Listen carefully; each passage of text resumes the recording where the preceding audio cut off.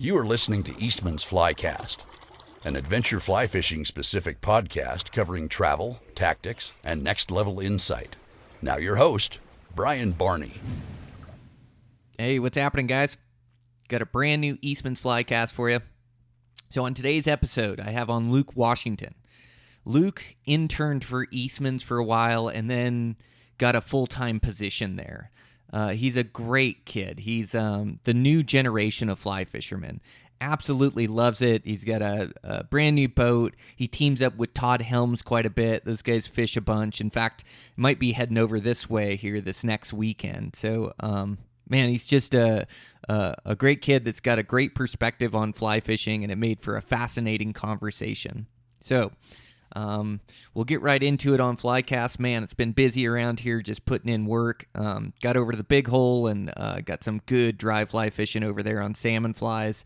Teamed up with Dylan. I think he left his house at about 2:30 in the morning and came over, and so we went and fished over there. So we'll put together a podcast on it, but some great dry fly fishing. I see some bugs starting to go off on my home river here, so just keep after them evenings and weekends and what I can do. So super fun time of year. There's just nothing better than watching a big trout eat a dry fly. So with that, let's get into this podcast.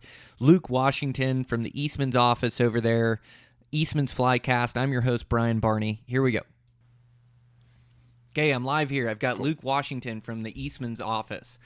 So Luke and I have become friends here over the last year. He's been working and doing a ton over there at Eastman's, but Luke is really passionate about fly fishing, so every time we get together, we start talking fishing, and so I just wanted to get him on the podcast. He's that younger next generation, so thanks a bunch, Luke, for taking the time.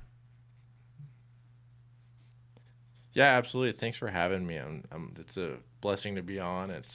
I love fly fishing. I love talking about fly fishing. I mean, I could do it for hours and hours. So yeah, you're all in for sure. I saw last year you'd saved your money and you got one of those little Flycrafts. How you liking it? Oh man, that was easily the best purchase I've ever made in my younger life. And a lot of people, I got weird looks from my family like, you serious? You just bought a raft? That's it? Like, you don't want to save up for a house or something like that? I'm like, that can come at and a different time in life. But no, it was something that I wanted to explore more things and rivers out here, and that's what I needed to happen. So yeah, it's been awesome.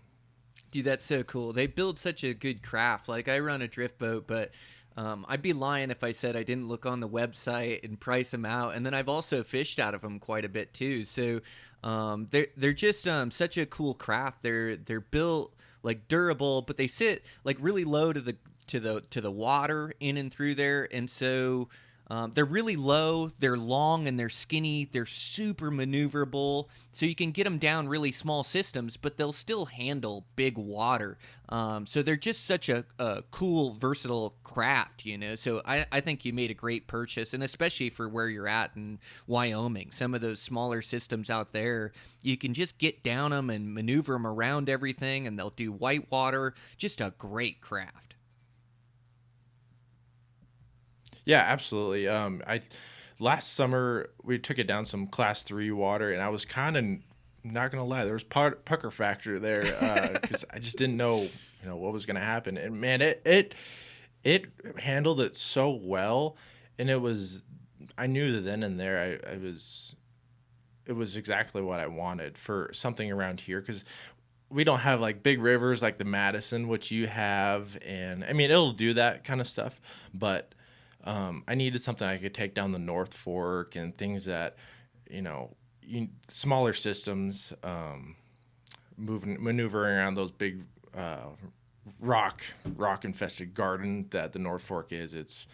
No, it does well. Todd Helms, he took it out last summer, and the worst thing about these things, if you don't inflate them enough, it feels like you're paddling around in a beach towel. It can. And I told Todd, I was like, you might want to pump that up a little bit more. And they took it out the next day, pumped it up, entirely. And he was like, "Oh yeah, do you want to sell this thing?" I'm like, "No, no." Well, it also But like it makes such a difference, like the weight you have in the boat. And Todd's not exactly 5'5" and 150 pounds either. He's a big boy, and so yeah, I imagine if you don't have that thing like yeah, for inflated sure. correctly, like it's gonna drag. And rafts always have a little bit of drag in the water, but man, that when I used that thing, I went down a small system there in Wyoming as well with it, and man, you could just maneuver it around anywhere you wanted. And then we had to portage around, like I'm sure you're familiar with portaging around that one spot and in and through there. But you can just carry that thing easy enough with two guys, and it's just like for those smaller systems, it seems like you can also maneuver it and keep out of the hole, like really sneak up on those fish to where you're not spooking every trout in and through there. And so I just think they're a great craft. Now, yours, I think you set up yours right. Don't you have like the front bars that'll hold you in where you can really stand up in it, right? Yep, I got the front lean-to bar, and that was you can get a rear lean-to, but I find so they make a like a longer version of the one I have or a shorter version. I got the 12-foot, and the back. There's not a ton of room to fish out of in the back, obviously because of length. So I just got the front lean-to bar, and I most of the time it's just me and one other buddy, or so I usually take use the back rack and put gear on it. You can put a third seat on it if you want to, but usually it's just me and another guy, and I'll throw gear or whatever you want on the back. So Yeah, they fish really good with two guys, like you say. And you can fish three guys out of them, but I mean, to be honest, the back of the boat is never the best spot to be fishing or throwing from, So, and man, what a versatile craft to be able to get three guys in. And, when you're fishing from the back of the boat, like, your strategy changes from casting in the front of the boat to casting in the back of the boat. And when you're the front guy, you get first shots at all the holes, the rower's really trying to set you up right. But when you're the back guy, you really got to stay out of the front guy's way, right? You can't, like, you got to watch where he casts, you got to watch his back cast. And, like, you're in the back of the boat being able to look forward and see the rower and see the front guy. And so a really good back guy fisherman is really watching out for that front guy, letting him have first shots at everything. But as a back of the boat fisherman, like there's a technique to it. Like, from the back of the boat, you see where the front guy runs his line, whatever he's fishing, whether it's dry flies, streamers, nymphs. And so you kind of see his line, and he kind of takes the A line most of the time, closer to the bank or the right seam or whatever. But there's so many lines where those fish can live that your job in the back of the boat, or tail gunner as I like to call it, is like to find those lines where there's trout sitting, but you're also not fishing the same line as the front guy. So a lot of times the front guy's casting left, and you're out in the right in a center seam, or your front guy's casting right and he's right on that inside seam. And so you come out a couple, 2-3 feet, and it's amazing the fish you can turn up when you have three guys fishing in a boat and like a really good tail gunner. Do you notice that fishing out of the front and the back of the boat? yeah, so we went on a trip down with Todd, and my brother came, and he wanted to fish the front of the boat. So I took the back, and I was finding great success in the back of the boat doing exactly what you're talking about. And it was really eye-opening, because I'm like, I want to fish the front of the boat. I mean, everybody wants to fish the front of the boat, obviously. But my brother, he's younger than me, and he's just as passionate about fly fishing as I am. And I knew that his time was limited because he always goes out to Washington to see other family. So I wanted to give him first dibs on front of the boat, and he had so much fun. And halfway through, we flipped, and he was like, "Oh, this is a little bit harder." He's like, "How are you catching fish?" I'm like, "You got to be strategic with it. Read the water, read seams." Doing exactly what you're saying, and he started to figure it out, which is really fun and cool. Oh, that's way cool. Yeah, that tail gunner. It's always in the front. like I can't. There's so many lines in the river, and so in the front of the boat, you're getting the A line. So when I'm in the front, you're fishing really hard, and we always call it picked his pocket. So like when you're in the back and you catch a fish, you pick the front guy's pocket. It's like you caught a fish that he was supposed to catch, and it's not always that way because like we're talking, there's tons of lines, and there can be fish living in each one of them or whatever. But always in the front of the boat, you always feel like when that back guy catches a fish, picks your pocket, you always feel like, gosh dang it, I can't help but feel that way a little bit. But you always want everybody to be successful in the boat and everybody to catch fish. And when it's really good fishing, that back guy is going to catch, dang near as many fish as the front guy or close, But yeah, I like the different positions. I like fishing out of the back, kind of the pressure's off, and you get to kind of survey the scene and look for the different lines, and then pick up those fish, and then hopefully you pick that front guy's pocket a couple times and catch a couple big ones, and then. I don't know. What do you run for, like, rowing in a boat, like, when you're all together? Because I know you fish with Todd and you fish with your brother quite a bit. So, like, our system with me and my buddies, what we'll run is, like, usually when you're fishing in the front of the boat, if you catch a good one, you're out of the front of the boat. You're back in the rower's seat. Like, that's where you switch off. Or... and it's pretty loose rules with us guys, but, if you catch one small one, maybe you'll keep in the front. It depends how the fishing is. And sometimes when the fishing's good, you'll switch off every 2 or 3 fish. But usually you catch a big fish in the front, that means that lands you in the rowing seat. How do you guys work that when you guys are fishing? Yeah, so typically, like when Todd and I go down, he'll start out rowing because, Todd knows that Bighorn River pretty well. So he'll start out rowing, and I'll catch. It's never like a set number on how many fish we'll switch out on, but it'll come like, okay, you've caught in 4 in this upper section. It's my turn. So then we'll switch out. For like me and my brother. My brother's he doesn't have much time behind the sticks, but I really want to change that because it seems like every time we go out, I'm rowing and he's slaying the fish. And he just needs a little taste of what it's like to row an entire day, and just so. But yeah, it's typically, okay, you've caught a few, now it's my turn. Yeah, so, that's usually how it goes. And I find that, finding other people that know how to row allows you to have more of an enjoyable day, because then it's not like, oh, you're being a freeloader, if you will.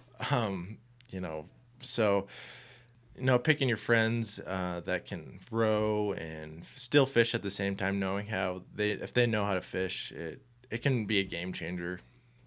Yeah, it's pretty loose rules. Yeah, I have a saying, you don't row, you don't go. It's tough to take somebody in the boat that doesn't row or right. whatever. So, but it is that way. And when you buy a boat, you think you're going to fish all these spots, but you end up rowing a lot because it's your boat and ultimately you're responsible. So, like when you go through any sketchy sections, you want to row your own boat.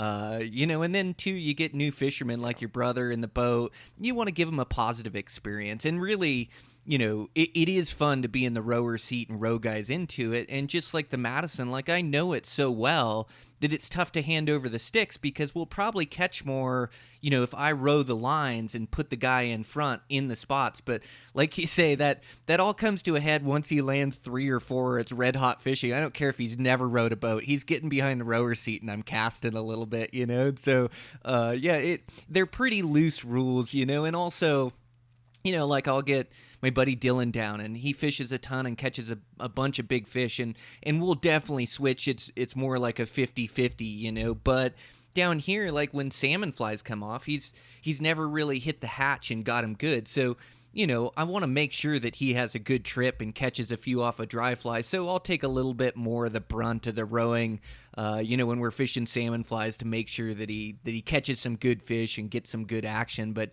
they're pretty loose rules, but if you don't row, you don't go. That's the moral of the story.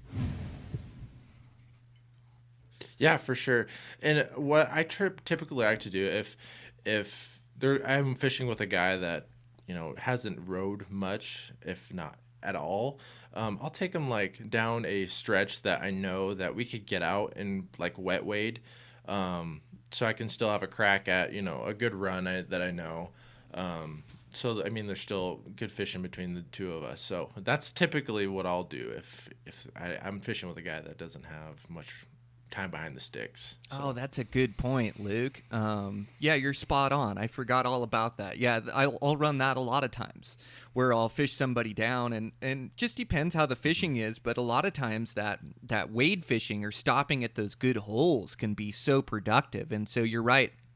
A lot of times, like I'll take I'll take the sticks for the majority of the time and row down, and then we'll just stop. And when we get out, I'll land a few fish, and so it all evens out at the end where we both catch fish and both work them. So yeah, that's a good point. You're right. Like a lot of times as having your own boat and rowing down, you can just stop in those really good spots and then pick up some fish there, and it's not as big a deal. But man, is it fun to throw from a boat. You just get such a good look at the water. Like it's I think it takes more skill to be a really good wade fisherman, get really good drifts and be able to cover water, but you just don't see the water in its entirety. Like you're just hitting spots, and once you learn the skill sets and you build your skill sets as far as fly fishing, you can really go wade and be efficient. But I really think it takes going down in the boat and learning all these places and learning where the fish like and where they live. There's just so much to be learned through fishing from a drift boat, and then it's like this quality experience too, where you really get to spend this quality time with a buddy, laughing and making jokes and fishing together. Like you're fishing as a team. Like it's team brown trout. It's just not all about you and the fish you catch. Like you want everybody to be successful and have a good trip. But to me, there's just nothing funner than having a good buddy or two good buddies and going and throwing flies together out of a boat, man. It's so fun, and you just learn so much. Right. No, I agree. And I feel like you almost learn learn to read the water a lot better in a boat.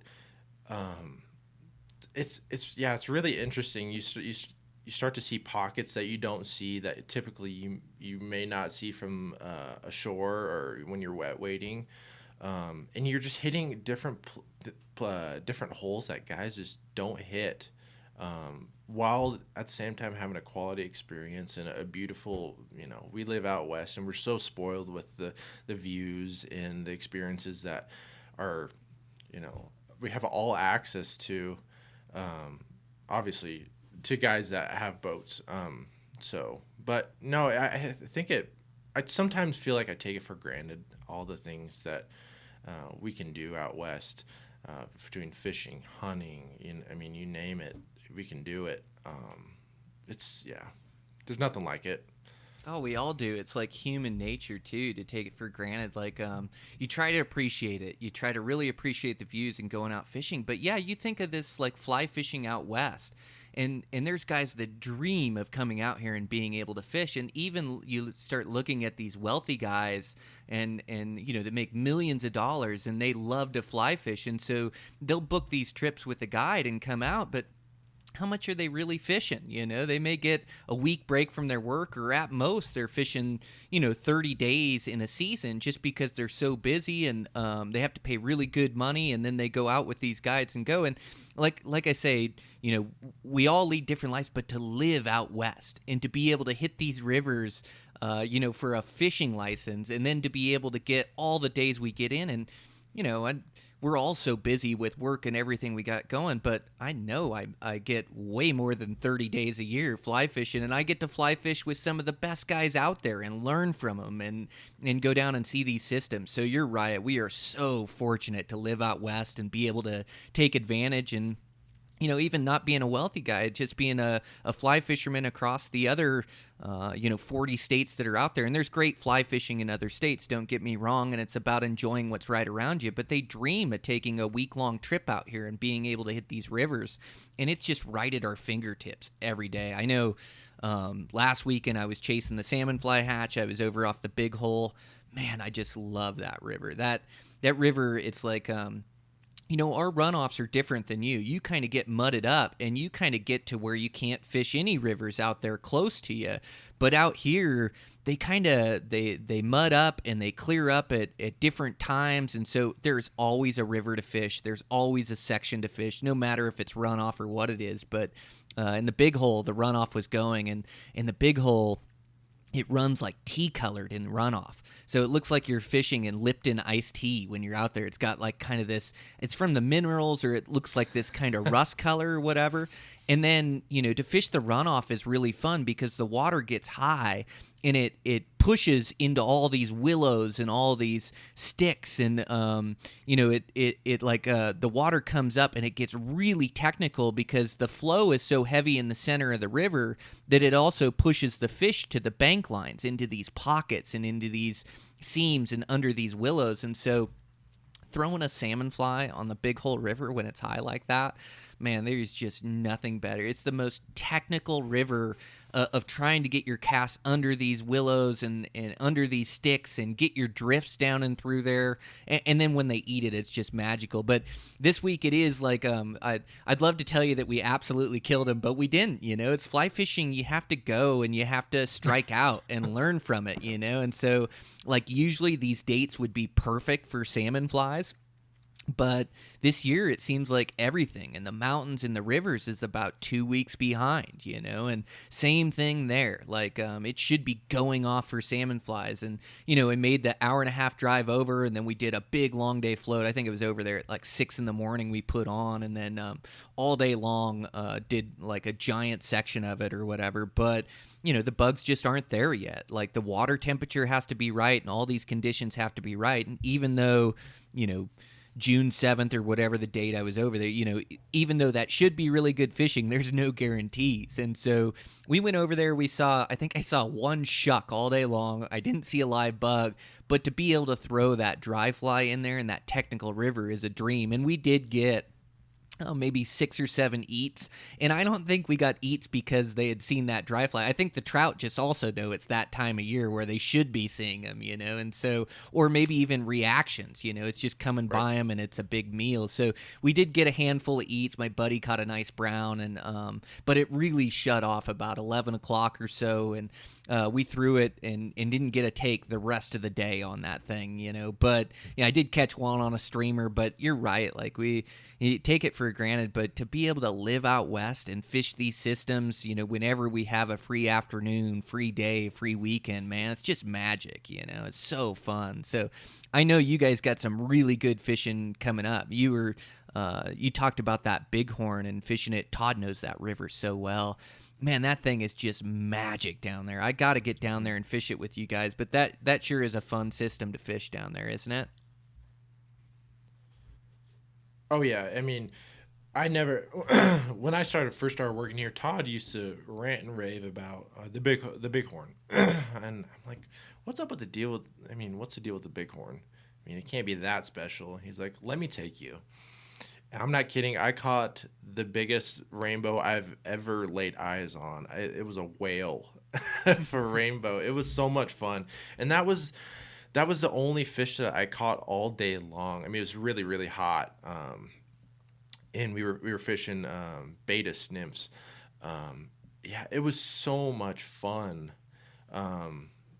But yeah, fishing around here, the fish aren't as big. But man, if you hit it right, you can catch a lot of fish. And in my mind, I'll go quantity over quality any day. So, but yeah, right now it's been really tough as far as fishing wise. It's kind of taken a break on with this runoff. So, there's stretches that the river isn't as bad. So you're picking sections, but you are going to have to get in a boat and float down to those sections, which is really interesting. But I've been fishing a lot from the bank with streamers and beta nymphs. But yeah, it's, and I thought it was really interesting that you were talking about, water temperature and how to fish it, picking the right day, the right water temperature, what the hatch is doing. you're betting on the weather conditions and the river conditions to have a great day. And when you can find success on a weekend when that was the only day that you have that week to go fish, I think that is so special to me. Because we're all busy, and you're finding success in the little to no time that you may have. I feel like those are the real cool fishermen, and I look up to those guys the most. And people like you, and you work in a construction company, and I mean, you get out and you hammer it out, and you always find success, whether it's hunting, fishing, so I really appreciate guys like you that I can look up to and realize, this can be done, whatever you're going through. We all have 9 to 5s. So thank you for that, Brian. Oh, dude. Yeah. Thanks for the compliment. I appreciate it. Yeah. It's, just trying to get the most out of life, right? Enjoy it as much as we can, and enjoy what's right around us. But yeah, it's tough to be a weekend warrior, be a weekend sportsman, and work those 9 to 5s. And just like you said, like timing things right with water temperature and hatches and weather, and then fishing pressure and things like it's tough. And I'd like to tell you I kill them every time I go out, but just like that big hole, it's like going out and striking out, like. Again, and we started talking before I started recording, we were talking about kind of bear hunting and things and the payoff. But it's the same thing with fishing, You get that payoff for that good day, and then that'll push you through another 5 or 6 days. And sometimes trout can be so tough to catch, and then sometimes it just comes so easy. But I think it's just putting in that time. It's evolving our skill sets, to be at our best. And then, just any time... Any day that we get, or any free day that we get out fishing, we give it our all, and it's not going to be on fire A-day every time we go out. But eventually, like, you keep putting in that time, you put in, whatever it is, 3, 4, 5 days, 6 days, 7 days. Like, I know, my local river here, like, I live on the Madison, which which we got to fish together. You got to come out here. It's starting to clear up and look really good, and salmon flies are about ready to go off. But So I love this salmon fly hatch, and I've been fishing it for 15 years with some great fishermen. I've learned a lot. I'd like to think I know this hatch pretty well. And last season, I got my butt kicked. I had a really good day on the big hole, and then came back and started working the Madison. And man, I just kept striking out. Some days I'd be below the hatch. Some days I'd be above the hatch. Heck, there was a day where there was bugs flying all over, landing on the water, and I still couldn't catch a trout. Like, they were gorged on them, or, maybe it was middle of the day and they weren't eating, whatever the case is, But I think, I think of last year's salmon fly hatch and working the Madisons, and the hatch kind of, like, the way the hatch works is they're a 4-year cycle. And so these dry flies, they hatch out, they fly up river, they mate, they lay their eggs. Those eggs, they go down and hatch out these stonefly nymphs that live 4 years in the river, and then they crawl up again on the rocks, hatch out, and do their deal again. But it all happens from water temperature, and so they kind of work their way up a river. So it starts, lower in the river and then works its way up. And of course, that can differ from water temperature and creeks that run in and things of that nature. But last year I struck out I want to say 10 days I struck out of going afternoons and evenings after work and trying to get this hatch. I had a buddy come out, and we fished it really hard and didn't quite get it. And then eventually you just hit that payoff. And I seem to hit the payoff on different sections of this river every year. And so, I don't know if it was my 8th day out or my 10th day out, but I had been getting my butt kicked and caught some fish, but never really caught A-day. And then I got the payoff. I hit A-day, I got it up in around the $3 bridge area. Right. Bugs were going off, perfect timing on the hatch. And then, I catch this great big brown trout, 24-inch brown trout or whatever, and then caught, just a bunch of fish. It was A-day. It was that quantity you're talking about where every fish is looking to eat it in every seam. And that payoff is what keeps you coming back. So, no matter... how good we build our skill sets, like we still have to go strike out. Like that is part of the process. Failure in fly fishing is a prerequisite, and these systems can just kick your butt on any given day. And there's just so many variables that go into it that it's like hitting a moving target, so it makes it really tough, but the payoff is what keeps us coming back. And I know, like, just visiting with you at the Eastmans office, and we're always talking fly fishing or hunting or something when we get together, usually fly fishing, but I know you've got that payoff multiple times, and that's what keeps you coming back, is that payoff. That is the fun of fly fishing, isn't it? Right. No, early in my fly fishing career, it was a lot of failure and a lot of, coming back from the river, asking questions like, this is what I was using. This is where I was using it. This is the technique I was thinking that was going to be the right technique, but they would, or whoever I was asking would say, no, this time of year, you want to use this in these different sections. This is why. And that was it helps me a lot because I love asking questions. I love picking other people's brains, whether it's fishing, hunting, I mean, you name it. So taking the ego out of things, asking questions, I feel like my younger generation can make great strides in whatever they want to do. Yeah, fly fishing is what we're talking about, but yeah, it was a lot of failure and a lot of frustration, thinking I was failing because I wasn't catching fish. But it really, your mindset changes. Like, well, no, I'm not failing. I'm out here trying. If I was sitting at home thinking that, thinking that I'm gonna go out and have a killer day, that's failing, because you're actually not. You're not putting your line on the water and making things happen. That's failure. But being out, I mean, most of the time I find myself going out trying to have an adventure, but bringing a fly rod along the way. I always have a fly rod in my truck anywhere I go, because I feel like if I don't, then I'm gonna have a missed opportunity that I could have. Like, man, why don't I have a fly rod in my truck right now? But no, yeah, asking lots of questions, I feel like people can make great strides. And I kick myself all the time, like, man, I should text Brian and ask him what he thinks, but I know he's probably pouring a slab right now, and he doesn't have time to answer my questions. So, but yeah. Anytime, Luke. Yeah, for sure. No, I consider you a friend. No, don't hesitate to ask. But what a great point. You're right. Like, asking questions, trying to understand, like dropping your ego, and that goes for like too, in these fly shops. Like, if you're fishing a system, going into the shop and talking to the bros in the shop. Like I do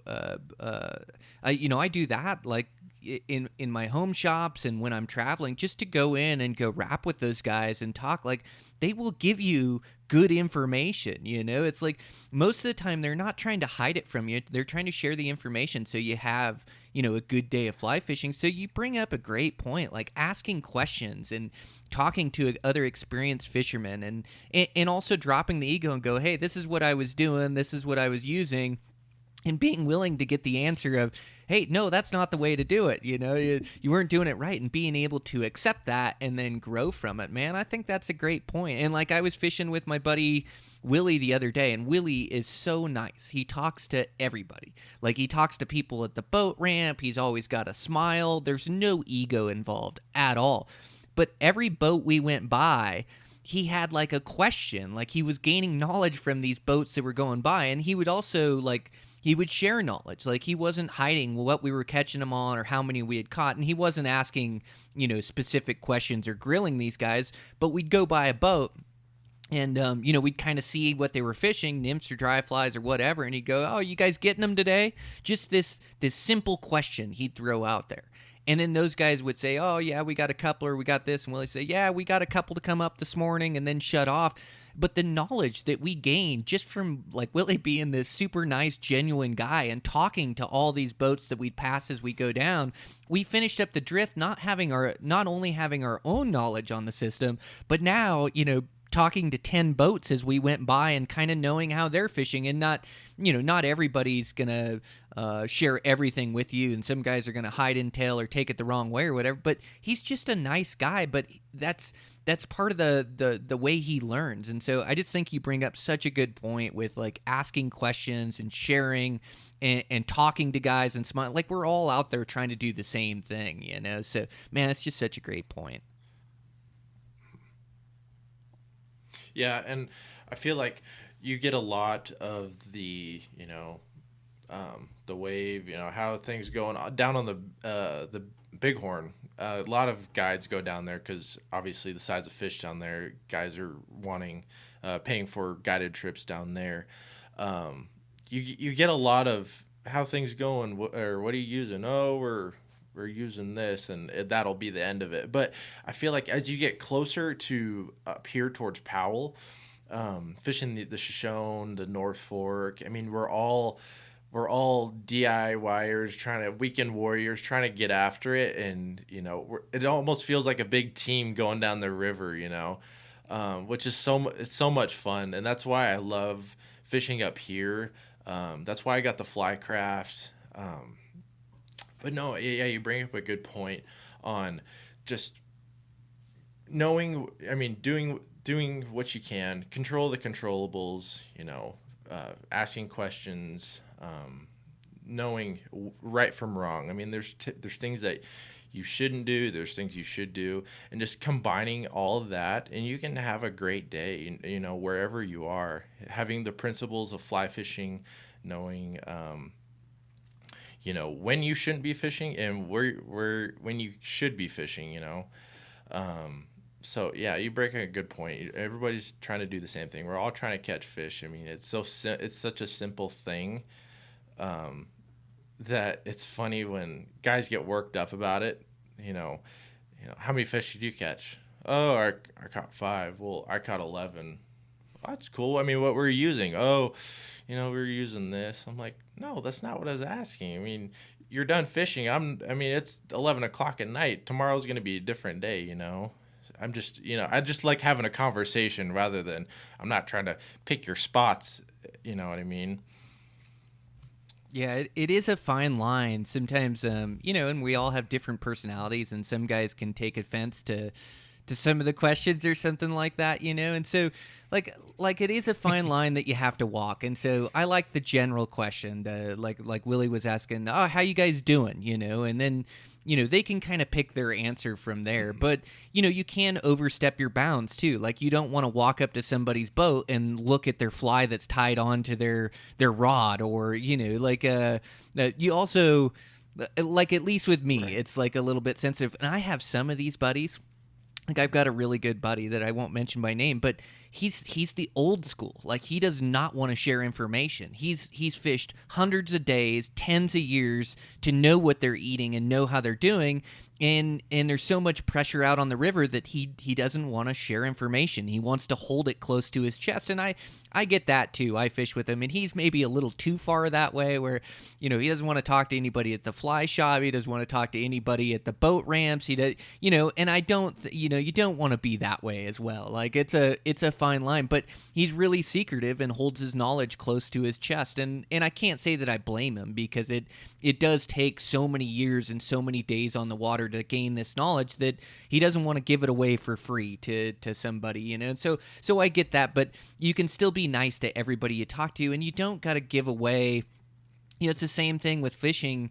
Like you don't have to give away all your secrets, but I mean, some of the best fishermen I know, like I've had Mike Lum on the podcast, and that guy, I mean, he's a guide on the river, fishes 100 days, and is a remarkable fly fisherman. But that guy, he'll give me bugs in the parking lot that, I mean, he'll be using something that I never would have thought to use, some purple bug, and he'll give you the bugs in the parking lot and tell you what they were eating on. Or like my buddy Mike Green that I had on that was fishing dry flies. Like I constantly use him for a resource, where I talk to him, and he's constantly fishing dries and knows the hatches, and he'll share information with me any given day, and I do the same for that guy, you know. And so like there's definitely a couple different schools of thought, but it is a fine line. You don't want to offend anybody out there, but you're also trying to gain and share knowledge, just like you said, like around where you're at in that PAL area, where it's a big boat down or a big float down, where you want everybody to catch fish and share information. And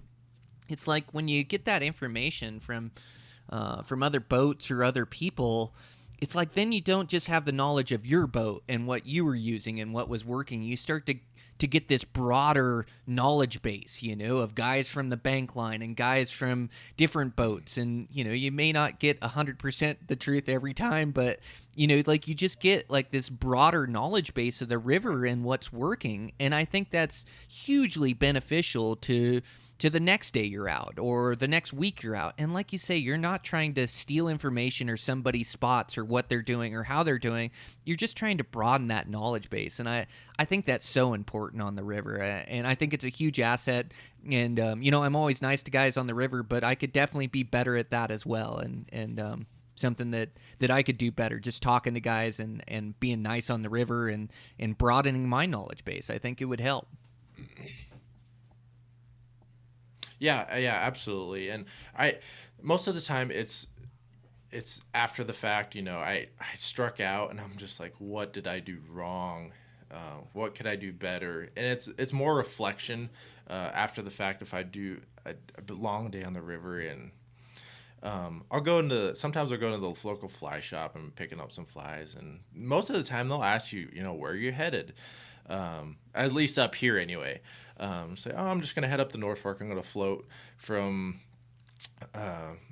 from Wapiti down to the reservoir. And they're like, and most of the time they'll open up like a book, like, oh, that's cool. And it's funny if you go in there like by yourself and just say you're doing it by yourself, rather than if you have like a group of guys with you. Most of the time, if you're just by yourself, they'll help you out. It's funny how that works. And I find that on the river as well. Sometimes I'll float by I mean, I shouldn't, but sometimes I'll float by myself because, I mean, I don't have a lot of friends around here that can make the trip over, you know, an hour every evening to go fish.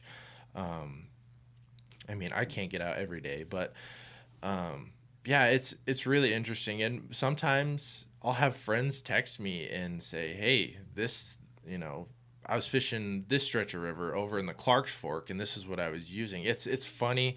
You can just build a friend base, and you just network a ton. I find, you know, fishing has networked my life tremendously. I've met so many cool and interesting people. Like last summer, I went on a guide trip with Todd. He had 2 people, I had 2 people, and we had so much fun. Just talking about life in general, how, you know, what fly fishing has done for them personally.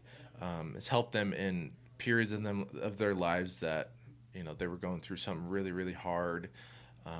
And I can relate to that. I mean, going from being a high school student, doing sports, having it almost like an outlet, to not having that at all. I had to find something, and fly fishing, hunting has done that for me. Fly fishing in general, because it's so obtainable, in around here anyway. So it's something that I can't explain. I can't put into words what fly fishing can do for one person, and it might not be for everyone. You know, their outlet for people, you know, back where my parents live in Washington, they have fishing seasons, and it's crazy when I tell them that we can fish year round whenever. I mean, it can be 30 below, and that kind of blows their mind. They're not used to that. They're fishing every single day, but no, fly fishing it's more than catching a fish. Can't explain it. It's you understand. You know what I'm talking about. But dude, I get it.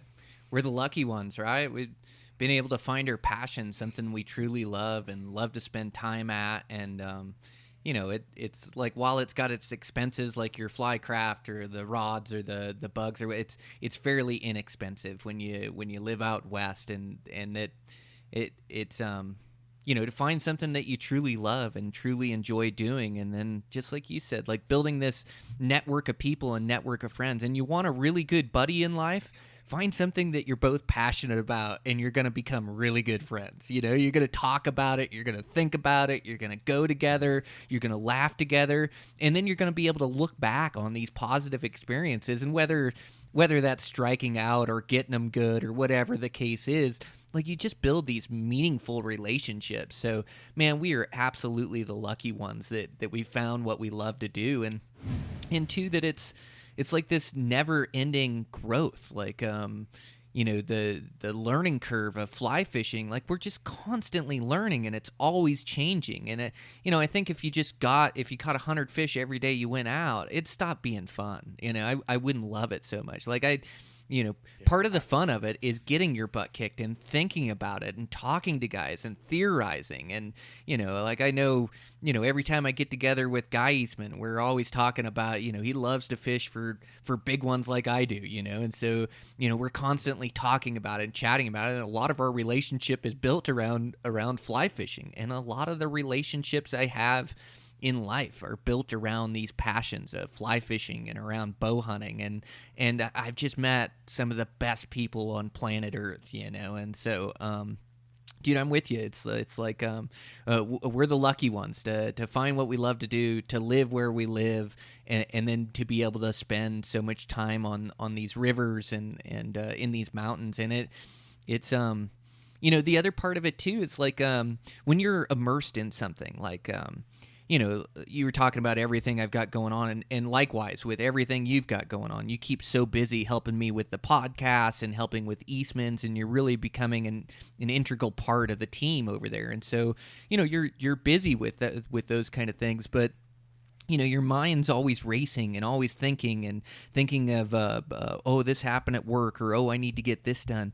But it seems like when you're on the river, like when you immerse yourself in fly fishing, you can only think about fly fishing. Like, you're going down that river, and all of a sudden, you're not thinking about your problems. You're not thinking about the things you need to get done. All of a sudden, you're thinking about where to put that fly, where to row that boat, trying not to flip the boat or whatever the case is. But, you're immersed in this task. And when you're immersed in it and you're thinking about this hobby that you love and this fly fishing, it takes like 100% of your brain power to think about it and try to catch fish. And that's like it's like this releaser. It's like this all of a sudden your stresses and anxieties, they all kind of wash away, and you think about this fly fishing deal.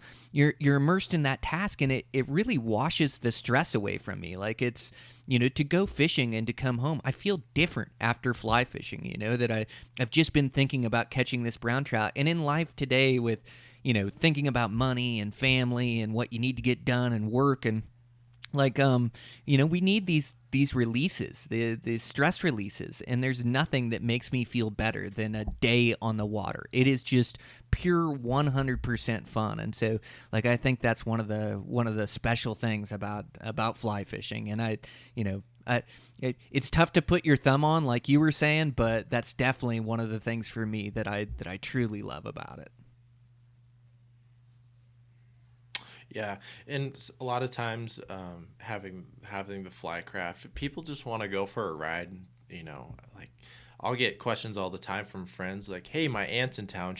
I know you have the boat. I know you've floated down the North Fork." And I get a lot of these questions during the summertime, and she just wants to go for a ride. I'm like, "She want to fish?"